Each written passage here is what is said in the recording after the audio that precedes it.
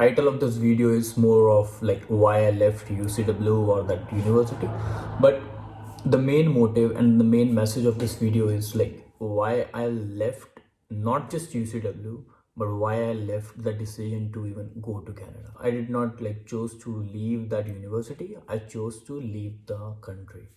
Like I stopped pursuing Canada for my higher studies. And in this video, I'll tell how I came to that decision and what was the influencing factor. And so far, one thing I want to make clear and like save your time before I start my story is that as far as university is concerned, I had zero problems like to defer my intake while I was applying and reapplying. They deferred me as long as I wanted to, like as long as they were legally allowed to, and they allowed me to take 2 semesters online.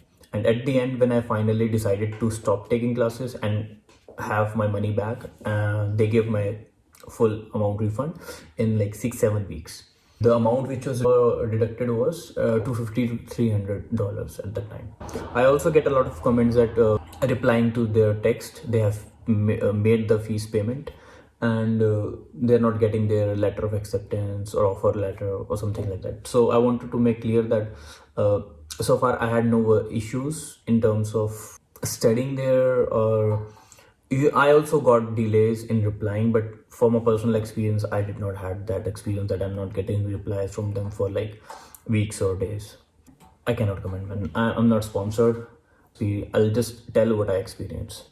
Like after getting my visa rejected for the 4th time and wasting 2 years of my life, the IELTS, the validity of my IELTS was expired, and I was kind of very, very, very demotivated. Like I was expecting for this 4th time I'll get my visa for sure because I did everything which I could possibly do in my capacity. Yeah, people comment that like a lot of people say that you should have done this, you should have done this in this way, like everything. I tried my level best. I tried things which I felt right, and it did not work out for me, right?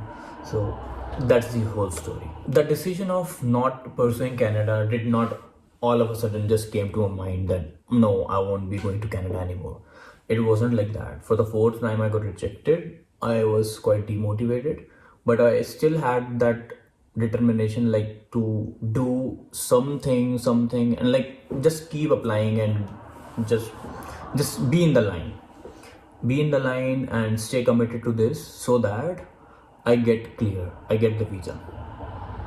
So after my first rejection, what I did was I talked to like few people like Rajveer Chahal, Jitendra Grover, or consultancies in North India region, like in Punjab. But the overall theme of almost every single person was that, buddy, you should have, like everyone has different thoughts. Like when would have avoided the my first diploma, my first refusal by directly choosing this university. Some were saying, yeah, you just keep applying, just wait for few months because the trend was not positive.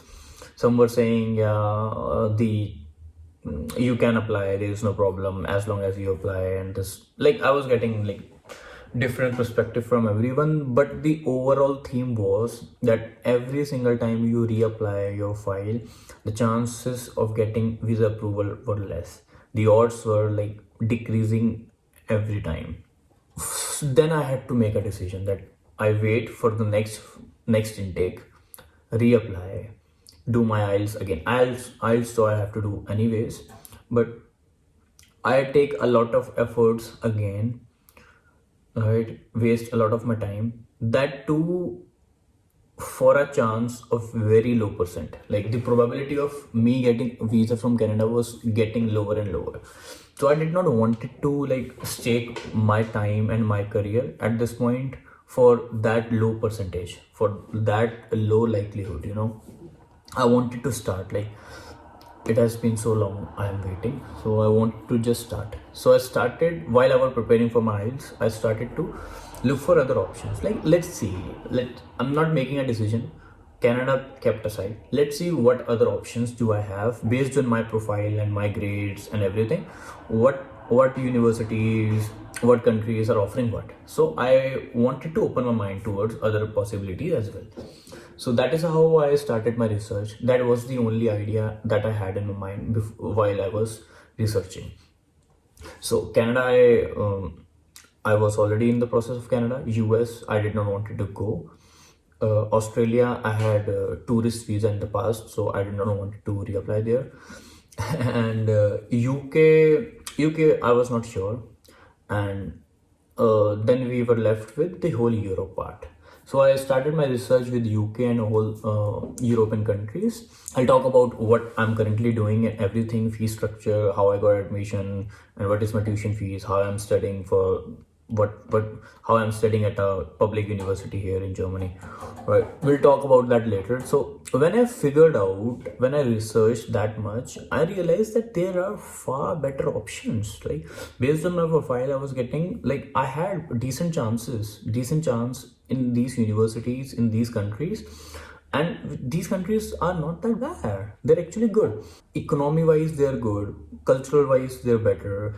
In terms of other things, they were like good. They were not bad at all.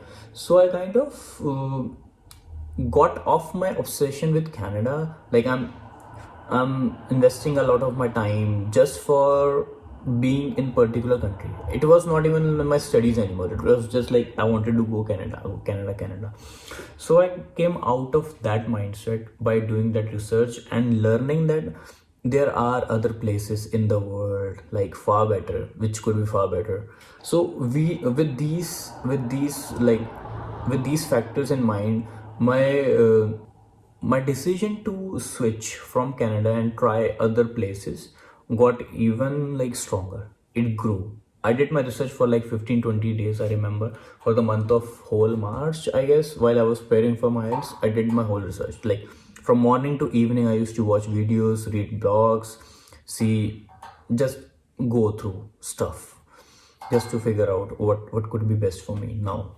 Things are not that great. Of course, there are different challenges here, but for that I'll make separate different video. I don't want to like mix two different topics in each.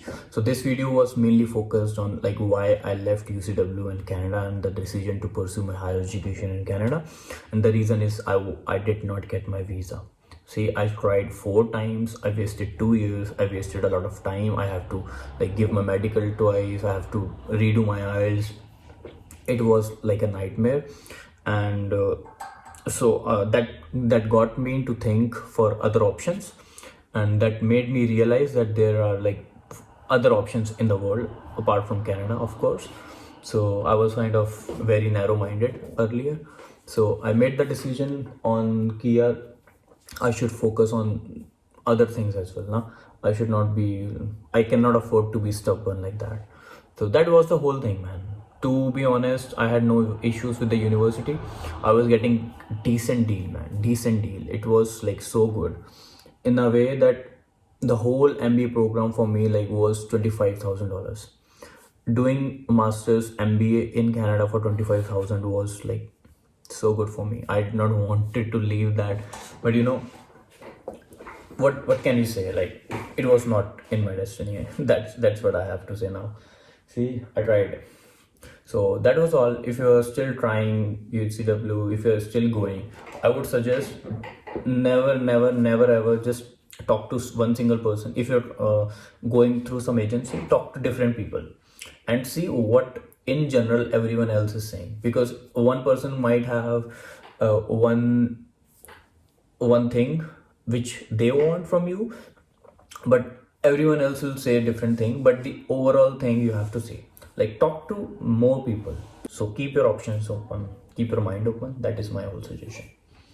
So I think that was all for this video. For the next video, I'll be mentioning how I'm doing my master's in international management from Germany in 5 lakh rupees, and what was the total expense, the process, how much time it took for me, how the visa thing is, and everything. See you in the next one.